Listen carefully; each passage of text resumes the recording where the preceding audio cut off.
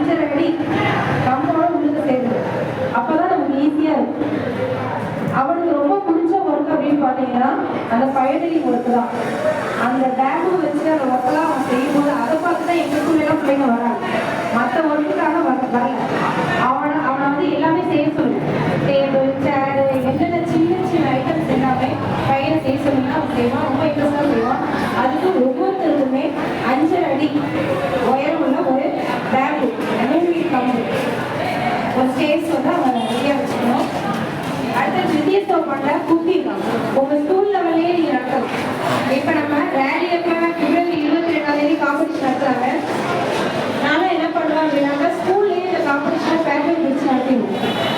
அப்போ பசங்களுக்கு அங்கேயே ஒரு ஐடியா கிடைக்கும். ஸோ இந்த குக்கிங் பார்த்தீங்கன்னா குக் வித்தவுட் ஃபயர் இருக்கு, குக் வித் ஃபயர் இருக்கு. நீங்க இந்த வித்தியாசப்பட்ட என்ன மாதிரியான குக்கிங்னா குக் வித் ஃபயர் தான். நீங்க சின்ன சின்ன மெனுவை பசங்களுக்கு கொடுக்கலாம். ஆனா இப்போ நம்ம மெனு கொடுத்தாங்க விஷயம்லாம் சொல்லுவோம். நம்ம என்ன வந்து போனா ஒரு கேசரி பண்ணி ஈஸியா இருக்கிறதுக்காக அது மாதிரி சொல்லுவோம். இப்போ எந்த குழந்தையும் கேசரி செய்யறது இருக்கவே இல்லை.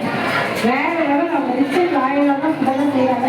அவங்க ரெடியா இருக்காங்க. நம்ம ஸ்பேஸ் கொடுத்தோம்னா அவங்க செய்வாங்க. ஸோ குக்கிங் பண்ணலாம். அடுத்தது ஃபர்ஸ்ட் எய்ட். இப்போ இந்த அகாடமிக் இயர் பார்த்தீங்கன்னா ஜூன் மாதத்துலேயே ஃபர்ஸ்ட் எய்ட் கேம்ப் கொடுத்துருந்தாங்க. அதில் உங்களுக்கு ஃபயர் சர்வீஸ்லேருந்து வந்து எல்லாமே சொல்லிக் கொடுத்தாங்க.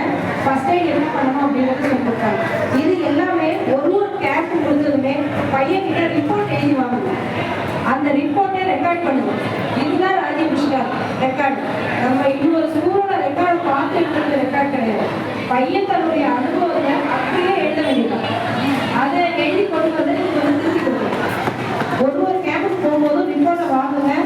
உங்களுக்கு மொத்தமாக ப்ரொஃபிஷியன்சி பேலன்ஸ் பார்த்தீங்கன்னா 11 ப்ரொஃபிஷியன்சி பேலன்ஸு. இந்த கேம்புக்கு வரும்போதே அவங்க எல்லாத்தையுமே ஏர்ன் பண்ணிடுவோம்.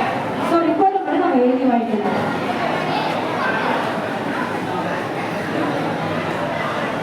அது மாதிரி ஸ்கூல் லெவலில் பார்த்தீங்கன்னா இப்போ காந்தி ஜெயந்தி, காமராஜர் பிறந்தநாள்லாம் கொண்டாடுறோம் இல்லையா? இந்த மாதிரி நாட்களில் இண்டிபெண்டன்ஸ் டே இந்த மாதிரி நாட்களில் ஆல் சைட் ப்ரேயர் நீங்கள் ஸ்கூலில் கண்டக்ட் பண்ணலாம். இது ட்ரெயின்டு டீச்சர்ஸ்க்கு தெரியும். அந்த நாட்களுக்கு முதல் நாளே நீங்கள் பிளான் பண்ணிக்கோங்க. ஆல் சைட் ப்ரேயர்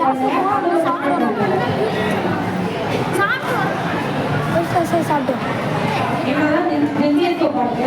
நெக்ஸ்ட் திருத்திய சோப்பாடுக்கு